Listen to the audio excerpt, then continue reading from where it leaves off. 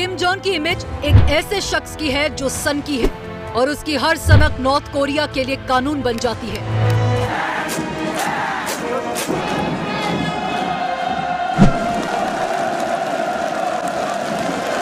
क्या आपने कभी सोचा है एक ऐसा देश के बारे में जहां आपका जीवन किसी और के हाथों का खेल हो, जहां बोलने की आज़ादी तो दूर की बात है, सपने देखना भी एक गुनाह है। आम आदमी के पास क्या है? न बोलने की आज़ादी, न लिखने की, जहां सरकार डिसाइड करती है कि आप क्या खाएंगे, कौन से गाने सुनेंगे, कौन सी फिल्म देखेंगे, जहां एक एक चीज़ पे सरकार का कंट्रोल हो। हर एक प्रॉपर टाइम पे हमारे मोबाइल फ़ोन का स्क्रीनशॉट सरकार के पास पहुंचती रहे और वहां के मीडिया सिर्फ प्रोपेगेंडा का एक टूल हो, जहां सरकार को हर वक्त एक देवता की तरह दिखाया जाता हो। ये है नॉर्थ कोरिया और इस देश का तानाशाह किम जोंग उन, जिसका नाम सुनते ही लोगों के दिल में खौफ बैठ जाता है। एक ऐसा लीडर जो अपने आप को भगवान से कम नहीं समझता और जिसकी वजह से नॉर्थ कोरिया के आम आदमी का जिंदगी एक सजा से कम नहीं है। आज हम आपको इस देश के बारे में बताएंगे जहां सिर्फ एक डर नहीं बल्कि डिक्टेटरशिप है, जहां के आम आदमी के साथ हो रहे अत्याचार को जानकर आपका रूह कांप जाएगा। किम जोंग का जन्म 8 जनवरी 1984 को हुआ था, लेकिन इसकी सच्चाई के बारे में बहुत कम लोग ही जानते हैं, क्योंकि नॉर्थ कोरिया में हर चीज एक राज है। वो किम टू सूंग के पोते और किम जोंग टू के बेटे हैं, जिन दोनों ने नॉर्थ कोरिया को अपने तानाशाही के नीचे दबा के रखा था। किम डिनसेटी एक ऐसा परिवार है जो 1948 से नॉर्थ कोरिया पर राज कर रहा है और ये तीसरी पीढ़ी है जो इस देश को अपने मुट्ठी में करके रखा है। जब किम जोंग टू यानी किम जोंग के पिता का मौत 2011 में हुआ, तब किम जोंग, जो उस वक्त सिर्फ 27 या 28 साल का था, नॉर्थ कोरिया का सुप्रीम लीडर बन गया। लोगों को उस वक्त लगा कि शायद ये नया पीढ़ी है, कुछ नया करेगा, क्योंकि किम जोंग उन ने स्विट्जरलैंड में पढ़ाई किया था, जहां उसने डेमोक्रेसी और खुले समाज को देखा था। लेकिन लोगों का ये सिर्फ गलत फहमी था, क्योंकि किम जोंग ने न सिर्फ अपने बाप और दादा के रास्ते को चुना, बल्कि उसने तानाशाही को और भी खतरनाक रूप दे दिया। किम जोंग ने अपने आप को एक लिविंग गॉड के रूप में प्रस्तुत किया है। नॉर्थ कोरिया में उसका एक कट ऑफ पर्सनैलिटी बनाया गया है, जिसमें उसकी तस्वीर हर घर, स्कूल और ऑफिस में लगाया जाता है। लोगों को उसके तरफ में गीत गाने पड़ते हैं और अगर कोई उसके खिलाफ एक शब्द भी बोलता है तो उसके जिंदगी को ख़त्म कर दिया जाता है।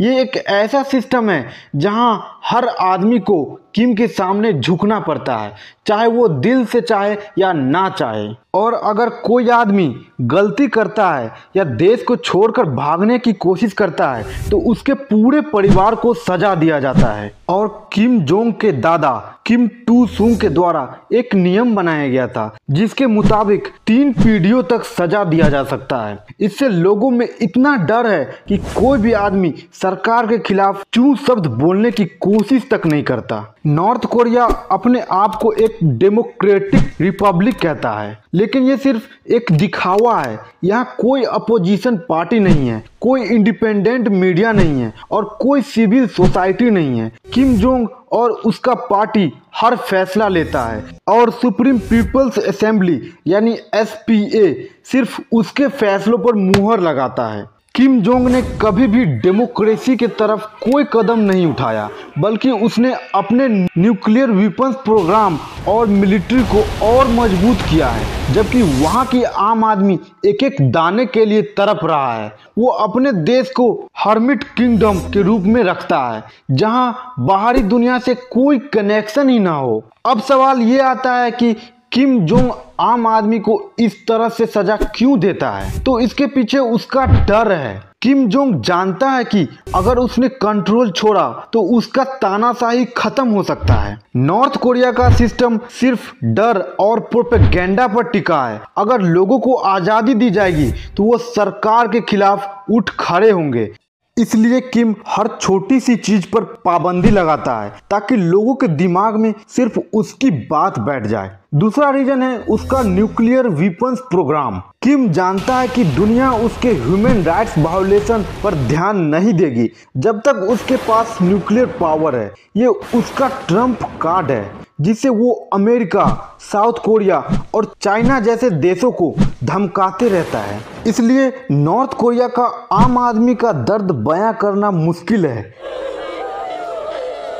वहाँ का लोग ऐसे देश में जी रहा है जहां उनकी आवाज को दबाया जाता है, उनके जिंदगी को कंट्रोल किया जाता है और उनके सपनों को कूचा जाता है। लेकिन इस अंधेरे में भी एक छोटी सी रोशनी है। कई लोग अपने जान पर खेलकर देश छोड़कर भाग रहा है और साउथ कोरिया में रहने वाले डिफेक्टर्स अब दुनिया को नॉर्थ कोरिया के अंदर का हकीकत बता रहा है।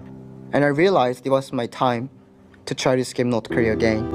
नॉर्थ कोरिया में आम आदमी का जिंदगी एक कठिन संघर्ष बन चुका है। देश में खाद्य पदार्थों की भारी कमी है, जहां आधी आबादी लगभग भूख और पोषण के समस्याओं से जूझ रहा है। बचपन में पोषण की कमी के कारण लगभग 20% बच्चे भूखमरी के शिकार हैं। नॉर्थ कोरिया में हेल्थ सिस्टम भी काफी गंभीर है। दवाई और मेडिकल सुविधा की कमी के कारण लोगों को सही इलाज नहीं मिल पा रहा है। ये समस्या कोरोना के बाद और भी बढ़ गया है। लेकिन यहाँ की सरकार का ध्यान जनता के भलाई से ज्यादा अपने शक्ति प्रदर्शन पर केंद्रित है।